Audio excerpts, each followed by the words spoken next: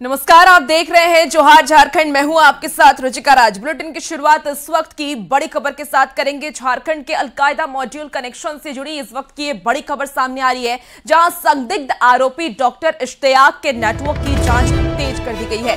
इश्तियाक ने अपने नेटवर्क कहां तक फैला रखा था और युवाओं को अलकायदा मॉड्यूल में कैसे जोड़ता था, इसकी जांच की जा रही है। बता दें कि सबसे अहम यह है कि इस बार पकड़े गए संदिग्धों के तार पुराने आतंकी मामले से भी जुड़े नहीं हैं और इसकी भी जांच की जा रही है। दरअसल इससे पहले भी कई बार आतंकियों के तार झारखंड से जुड़े हैं और 2015 में आतंकी अब्दुल रहमान उर्फ कटकी को भी गिरफ्तार किया गया है, जिसका चान्हो के कई लोगों से संपर्क था और उस पर रांची, लोहरदगा, जमशेदपुर, गिरिडीह में कैंप लगाकर युवाओं का ब्रेन वॉश और भड़काऊ भाषण देने का आरोप है। वहीं डॉक्टर इश्तियाक भी चान्हो से जुड़ा था और इसके साथ ही 2019 में भी झारखंड के अलकायदा कनेक्शन का मामला सामने आया था और जमशेदपुर से अलकायदा से जुड़े मौलाना मोहम्मद कालिमुद्दीन मुजाहिरी को झारखंड एटीएस ने पकड़ा था।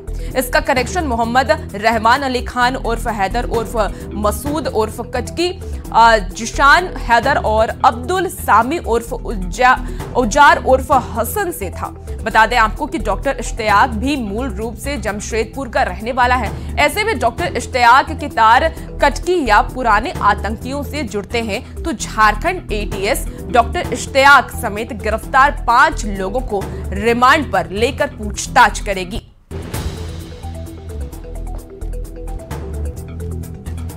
जितने भी लोगों की गिरफ्तारियां हुई हैं उसमें जो हमारे पास एटीएस में भी जो पूर्व में अनुसंधान अंतर्गत इस मॉड्यूल के विरुद्ध जो भी कांड दर्ज हैं, इसमें जिन लोगों की गिरफ्तारियां हुई हैं या जो संदेही थे उनको भी हमारे कांडों से अगर कोई उनका लिंक होता है या हमारे कांड में अगर उनकी किसी भी प्रकार की संलिप्तता थी तो उनको हम रिमांड करेंगे, उनको हम अरेस्ट करेंगे या उनको अगर उस पर जो भी भविष्य में कार्रवाई करनी है वो करेंगे।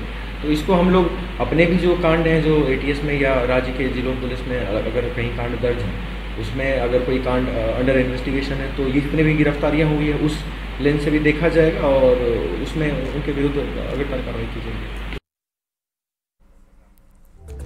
और ज्यादा जानकारी के लिए न्यूज 18 के संवाददाता ओम प्रकाश हमारे साथ फोन लाइन पर जुड़ चुके हैं। ओम प्रकाश, देखिए लगातार आरोपी से भी पूछताछ की जा रही है और इसके तार भी अलग अलग जगह से जुड़ते हुए नजर आ रहे हैं। ऐसे में अपडेट फिलहाल क्या है? जांच एजेंसियों को क्या कुछ सबूत फिलहाल अब तक हाथ लगा है?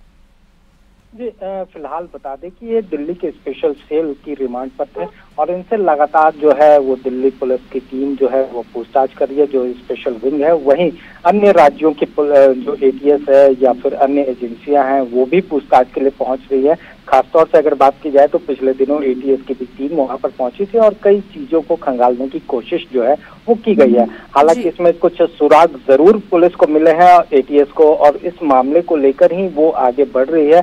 अगर वो उस मामले में जो पूछताछ हुई है, जो अहम जानकारियां मिली है, अगर उनके बीच में सत्यता या कड़ियां पाई जाती है तो इन तमाम लोगों को एटीएस भी अपने अंडर जो है वो रिमांड पर ले सकती है, उन्हें अरेस्ट किया जा सकता है और एटीएस के द्वारा भी इस पूरे मामले में एक हलफनामा जो है वो दायर किया जा सकता है। तो फिलहाल मामले की जांच जारी है, लेकिन जिस तरह से ये मॉड्यूल जो है पांव पसारता हुआ झारखंड में नजर आ रहा है, चाहे वो 2015 की बात हो या 2019 और फिर अब जो है 2024 में ये मॉड्यूल फिर से एक बार अपनी जड़ें जमाता हुआ नजर आया है, तो कहीं ना कहीं इन जड़ों को और इनके जो तार हैं वो किन लोगों तक हैं, उन तमाम चीजों को तह तक जानने के लिए जो एक भी लगी हुई है और लगातार इस दिशा में अनुसंधान भी किया जा रहा है। अब ऐसे में महत्वपूर्ण होगा कि इनके द्वारा किन लोगों का ब्रेन वॉश किया गया है, ये तमाम जानकारियां जो है वो जुटाने की कोशिश की जा रही है। वहीं इनके ये किस मॉड्यूल का हिस्सा थे, अलकायदा मॉड्यूल तो एक है ही,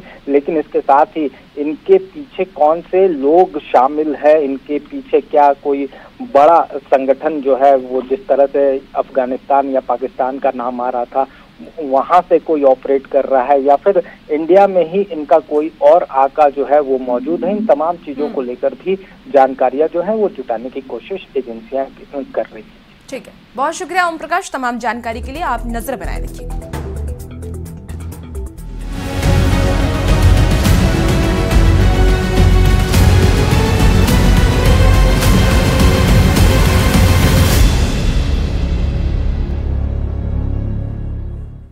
और झारखंड में उत्पाद विभाग में बहाली चल रही है, जिसके लिए कई जिलों में दौड़ आयोजित की गई थी, लेकिन दौड़ में शामिल अभ्यर्थियों की तबीयत बिगड़ गई। गिरिडीह के एक और अभ्यर्थी की मौत हो गई। गिरिडीह के हिरोडीहरी थाना क्षेत्र के रहने वाले सूरज कुमार उत्पाद सिपाही की दौड़ में शामिल होने हजारीबाग के पद्मा पहुंचे हुए थे, जहां दौड़ के दौरान ही गिरकर उनकी मौत हो गई। सूरज कुमार का शव गांव पहुंचते ही परिवार वालों का रो रो कर बुरा हाल हो गया और पूरे गांव में मातम पसर गया, जिसकी तस्वीरें भी आप इस वक्त टीवी स्क्रीन पर देख पा रहे हैं।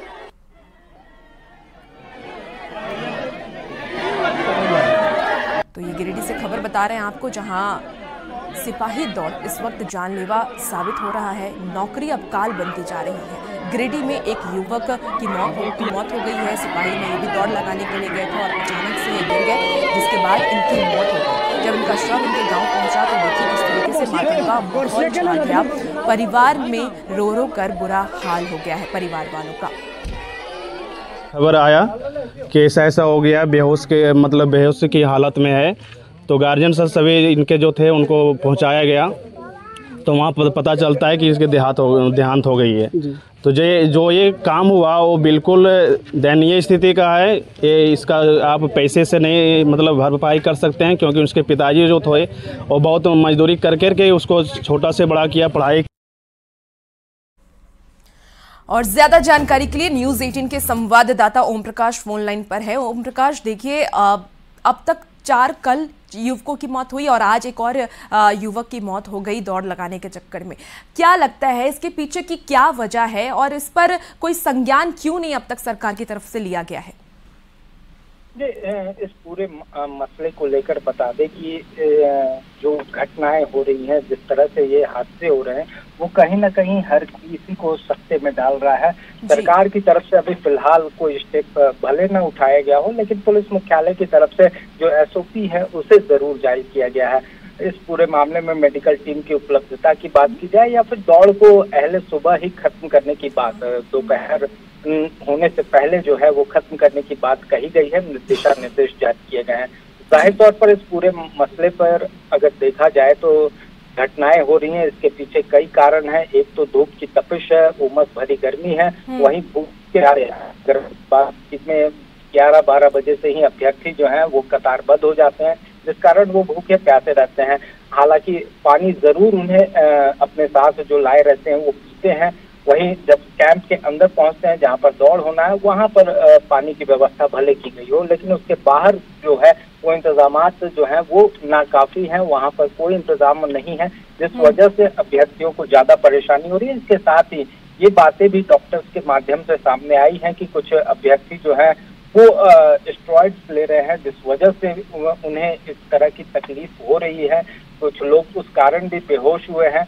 अब पूरे मामले में अगर बात की जाए तो सरकार के तरफ से किस तरह से संज्ञान लिया जाता है और पीड़ितों को और खास तौर से अभ्यर्थियों की सुविधा के लिए क्या कुछ निर्णय लिए जाते हैं, ये बहुत अहम होगा, क्योंकि 10 किलोमीटर की दौड़ जो है वो आसान नहीं होती है और उसमें टाइम भी काफी स्पेंड होता है। ये देखना अहम होगा ताकि इस तरह की घटनाएं जो हैं उस पर अंकुश लग सके। तो तमाम चीजों पर अभी फिलहाल सरकार की तरफ से जवाब आना बाकी है। बिल्कुल देखना होगा ओम प्रकाश के आगे को क्या कुछ सरकार इसे लेकर के कार्रवाई करती है। फिलहाल बहुत शुक्रिया तमाम जानकारी के लिए। जिन्होंने नौकरी का सपना देखा उनमें से कई काल के गाल में समा गए। कई अभ्यर्थियों की हालत अब भी गंभीर बनी हुई है और इस सब के बीच कुछ सवाल ऐसे खड़े होते हैं जिसको लेकर के हर किसी के जहन में ये सवाल कौंध रहा होगा कि आखिर क्यों मौत हो रही है इन लोगों की। वहीं इस मामले को लेकर के नेता प्रतिपक्ष अमर बाउरी ने हेमंत सरकार पर निशाना साधा है। अमर बाउरी ने कहा कि युवा सरकारी नौकरी को पाने के लिए अपनी जान दांव पर लगाने को मजबूर है, जबकि राज्य सरकार की संवेदना मर चुकी है। 5 साल में जब इन्होंने नौकरी के अपने वायदे को पूरा नहीं किया और जब छात्रों का आक्रोश बढ़ा, विपक्ष जब दबाव बनाया, तो आनन फानन में इन्होंने उत्पाद सिपाही की दौड़ को निकाला। बहुत कम समय में बच्चों को दौड़ने के लिए उन्होंने बाध्य किया और इस भादों के उमस भरी गर्मी में लगातार 10 किलोमीटर दौड़ के कारण बच्चे न सिर्फ गंभीर रूप से बीमार हो रहे हैं, बल्कि ऑन रिकॉर्ड 4 बच्चों ने अपने दम भी तोड़ दिया। नेता प्रतिपक्ष अमर बावरी के आरोप कांग्रेस ने पलटवार करते हुए कहा कि ये राजनीति का मुद्दा नहीं है।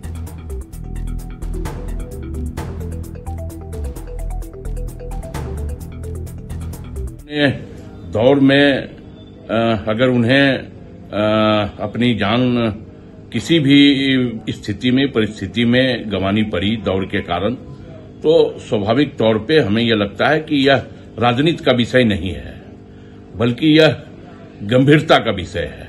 और चूंकि भारतीय जनता पार्टी गंभीर नहीं है, राजनीतिक दल तो है लेकिन गंभीर राजनीतिक दल वो नहीं है। उन्हें हर मामले में विपक्ष का सिर्फ खामियां समझ में आता है। और राज्यसभा सांसद आदित्य साहू ने मृतक अजय कुमार महतो के परिजनों से मुलाकात की। आदित्य साहू ने पीड़ित परिवार को हर संभव मदद का आश्वासन दिया और राज्य सरकार से पीड़ित परिवार को मुआवजा देने की मांग की।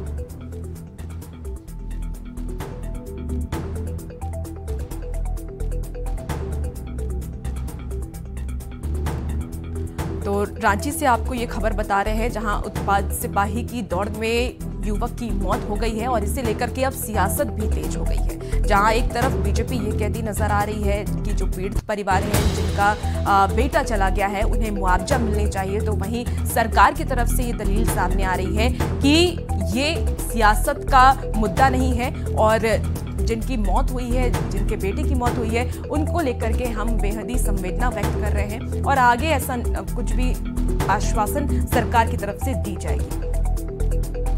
आखिर इसका क्या कसूर था, सरकार को बताना चाहिए। आज जो कहां से कहां चला गया। अब 10 किलोमीटर बच्चों को दौड़ा करके उसका हत्या करने का काम कर रहे हैं, जान लेने का काम कर रहे हैं, गरीब को मराने का काम कर रहे हैं। ये संवेदनहीन सरकार है। जनता से उसको कुछ लेना देना नहीं है। सिर्फ ठग करके जनता को धोखा में डाल करके वोट बटोरने के लिए इस प्रकार का कुकृत्य करने का काम किया है। आज इतनी बड़ी संख्या में हमारे युवा झारखंड के, जिनकी सरकार ने हत्या करने का काम किया है, उस सरकार से मांग करना चाहते हैं कि इस मृतक परिवार को 50 लाख रुपया का मुआवजा दे। झारखंड में चुनाव से पहले एक बड़ा विवाद खड़ा हो गया। राज्य सरकार की महत्वाकांक्षी मुख्यमंत्री मैया सम्मान योजना को हाईकोर्ट में चुनौती दी गई है। सिमडेगा के निवासी विष्णु साहू ने अपने वकील राजीव कुमार के जरिए जनहित याचिका दायर कर इस योजना पर रोक लगाने की मांग की है। याचिकाकर्ता का आरोप है कि सरकार चुनाव नजदीक देखकर मतदाताओं को लुभाने के लिए मुफ्त की योजनाएं बांट रही है।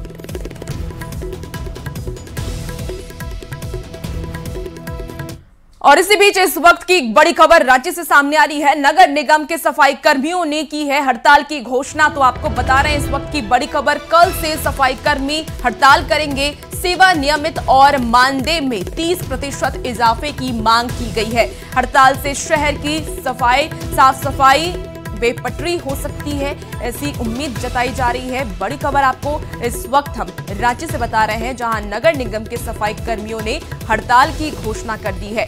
कल सफाई कर्मी हड़ताल करेंगे और सेवा नियमित और मानदेय में 30% इजाफे की मांग सफाई कर्मी कर रहे हैं और इसी को लेकर के ये हड़ताल होने वाला है। हड़ताल से शहर की साफ सफाई बेपटरी हो सकती है।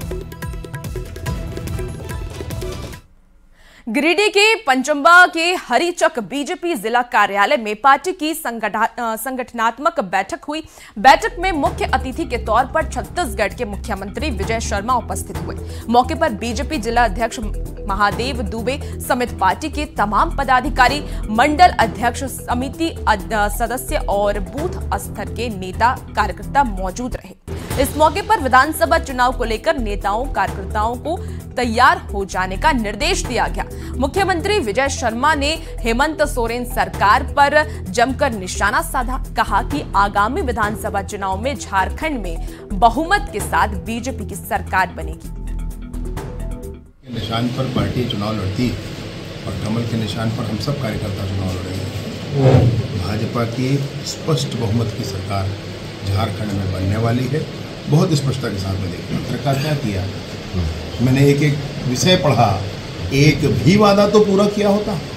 और इसी बीच बड़ी खबर रांची से सामने आ रही है। मोबाइल नंबर से लिंक होगा अब आपका स्मार्ट मीटर। शहरी उपभोक्ताओं को बिजली विभाग का ये निर्देश दिया गया। मीटर को मोबाइल नंबर से लिंक कराने का निर्देश दे दिया गया है। तो 30 अक्टूबर तक मोबाइल से लिंक कराने की सुविधा है। 1 नवंबर से शहरी स्मार्ट मीटर हो जाएगा प्रीपेड। आपको इस वक्त की बड़ी खबर रांची से बता रहे हैं। रांची में अब तक 3.50 लाख स्मार्ट मीटर लगे हुए हैं। तो बहुत बड़ी खबर, ये मोबाइल नंबर से अब स्मार्ट मीटर लिंक होगा। और खबर अब जामताड़ा से है। Jamtara chamber of commerce and industry ने कृषि बाजार समिति टैक्स लागू करने का विरोध किया और इसके विरोध में चैम्बर के सभी सदस्य काला बिल्ला लगाकर काम कर रहे हैं। चैम्बर के अध्यक्ष संजय अग्रवाल ने राज्य सरकार को चेतावनी देते हुए कहा कि अगर राज्य सरकार यह कानून वापस नहीं लेती है तो आगामी विधानसभा चुनाव में सत्ता पक्ष के उम्मीदवार को वोट नहीं मिलेगा। यह बातें जामताड़ा चैम्बर ऑफ कॉमर्स के अध्यक्ष संजय अग्रवाल ने पटूदिया धर्मशाला में आयोजित प्रेस वार्ता में कही। उन्होंने कहा कि राज्य फेडरेशन शुरू से ही इस कानून का विरोध कर रही है और इस कारण वर्ष 2015 में सरकार को इसे रोकना पड़ा। इसके बाद पूर्व कृषि मंत्री बादल ने भी कई बार इसे लागू करने का प्रयास किया, पर चैम्बर के आंदोलन के कारण इसे रोक दिया गया। और उस समय महगमा विधायक दीपिका पांडे सिंह, जामताड़ा विधायक इरफान अंसारी आदि ने वार्ता की और आश्वासन दिया कि किसी भी कीमत पर यह कानून लागू नहीं होगा।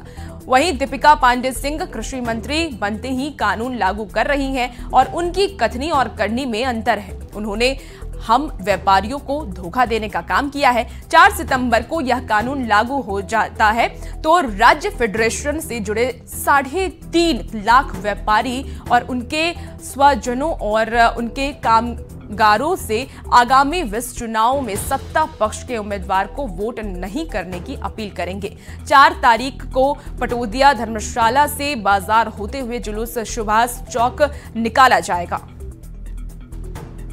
तत्काल प्रभाव से रद्द करें, नहीं तो सरकार जो भी नुकसान होगा उसकी सीधी सीधी जवाबदेही कृषि मंत्री और राज्य सरकार की। काला बिल्ला अब ये कंटिन्यू चलेगा। हमारा व्यापारी जामताड़ा जिले के सभी व्यापारी जो खाद्यान्न से संबंधित है काला व्यापार बिल्ला लगा करके अभी अनिश्चितकालीन काम करेंगे और हम लोग इस के माध्यम से सरकार को चेतावनी देते हैं, सरकार की ईंट बजा देंगे।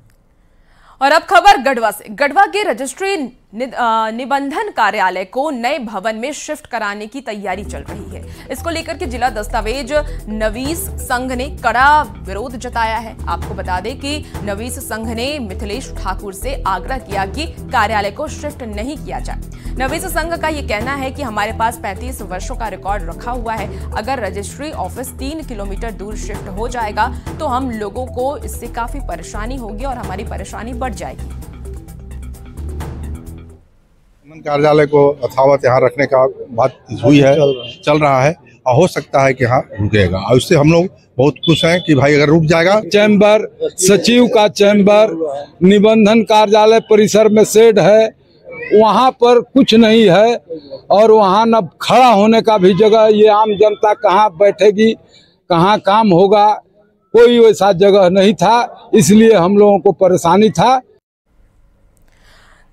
गढ़वा में हाथियों का आतंक जारी है। 35 हाथियों के झुंड ने रमकंडा के बलीगढ़, गोबरदहा और कुडूडम में हमला बोल दिया। आपको बता दें कि हाथियों के हमले से एक बुजुर्ग की मौत हो गई और इन जंगली हाथियों ने 5 घरों को भी ध्वस्त कर दिया और 50 एकड़ में लगी फसल को भी बर्बाद कर दिया, जिससे ग्रामीणों में वन विभाग के खिलाफ रोष देखने को मिल रहा है। गणेश भगवान आए थे। अच्छा, कितना की संख्या में थे? 30-35 गो। अच्छा, का खा गए? 1 क्विंटल चावल, हाँ, 1 क्विंटल महुआ, हाँ, 50 किलो गेहूं। अच्छा, और जौ। अच्छा, आप लोग इसी घर में सोए थे? नहीं, यहाँ से तो निकल के भागिए गई हम। अच्छा, तो आप लोगों को कैसे पता चला कि कब पहुँचा? वहाँ राटा पटा जब आवे लगल थी से ना, हाँ। तब ना निकल के सब हम उन्होंने कूदे लगली। हाथी आया, बहुत भीड़ की संख्या में आया और धान और मकई हम लोग के बहुत ज्यादा खा गया। और लगभग कितना एकड़ में खाया? लगभग 40 एकड़ में हम लोग के धान मकई खा गया। अच्छा, कितना की संख्या में था हाथी? 25 से 30 की संख्या में था। 11 बजे गुमला में भी हाथियों का आतंक देखने को मिल रहा है। डुमरी थाना क्षेत्र के खेतली पंचायत अंतर्गत सिरमी गांव में देर रात 2 बजे जंगली हाथियों ने जमकर उत्पात मचाया और 2 घरों को ध्वस्त कर दिया। फसलों को भी रौंदकर बर्बाद कर दिया है। इससे ग्रामीणों का लाखों का नुकसान हो गया, जिसकी तस्वीरें भी आप देख पा रहे होंगे। वन विभाग के खिलाफ भी ग्रामीणों में आक्रोश देखने को मिल रहा है। स्थानीय लोगों का यह कहना है कि वन विभाग के अधिकारियों को सूचना दी गई थी, लेकिन उनकी तरफ से कोई पहल नहीं की गई। ये 11 बजे रात को हाथी ने आकर ढहा दिया, तो उसी वक्त मुखिया साहब को फोन किया गया। उसने अपना संग साथ को लेकर के देखने के लिए आए, देख करके गए, फिर फोन किए इधर उधर, फिर भी जंगल विभाग का भी कोई देखभाल करने के लिए अभी तक नहीं आए हैं। तो जितना भी ये क्षतिपूर्ति, जितना बर्बाद जो किया है, उसका क्षतिपूर्ति जब नहीं कीजिएगा तो क्या करेंगे। 10-11 बजे अलग हाथी ने धांसलक, हमरे सब भीतर ढुक रही, तेकर उन्हें धांसत खन निकल के भागली बस्ती बटे। हमरे भागली खने बोल भी निकल के भाग दिलक 2 गो, और घर के सब घर बटे घूम घूम के धांस दिलक चारों कोना, और सब सामान के भिजा दिलक। अब एखन उतना सामान कहाँ से लानक, अब क्षतिपूर्ति करब हलजुन। मुंबई हनी ट्रैप मामले को लेकर के इस वक्त की बड़ी खबर सामने आ रही है। मुंबई हनी ट्रैप मामले में झारखंड कनेक्शन अब सामने आ गया है। जमशेदपुर से 2 आरोपी गिरफ्तार किए गए हैं। बाबू पिल्ले और अभिषेक को गिरफ्तार किया गया है। मामले में एक महिला समेत 4 आरोपियों को भी गिरफ्तार किया जा चुका है। बता दें आपको कि मुंबई के कारोबारी मेहुल शाह को हनी ट्रैप में फंसाकर उनसे वसूली की गई थी। तो बड़ी खबर इस वक्त आपको रांची से बता रहे हैं, जहां मुंबई हनी ट्रैप मामले का अब झारखंड कनेक्शन भी सामने आ गया है। जमशेदपुर से 2 आरोपी गिरफ्तार किए गए हैं, जिनका नाम बाबू पिल्ले और अभिषेक है, जिनको भी गिरफ्तार कर लिया गया है। और मामले में महिला समेत 4 आरोपियों को गिरफ्तार किया जा चुका है। मुंबई के कारोबारी मेहुल शाह को हनी ट्रैप में फंसाकर इनसे वसूली की गई थी।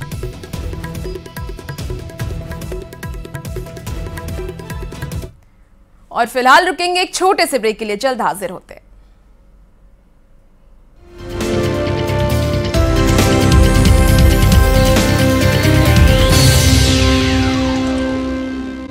मेरा